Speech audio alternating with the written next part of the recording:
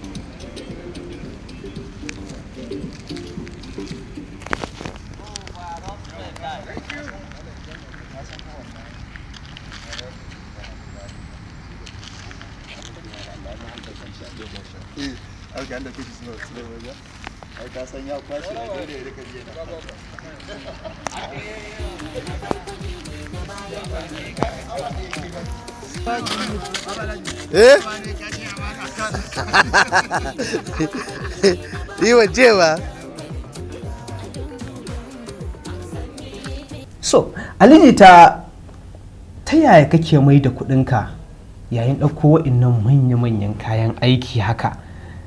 Ta ina kake mai da kuɗinka, ta ina kake samun riba?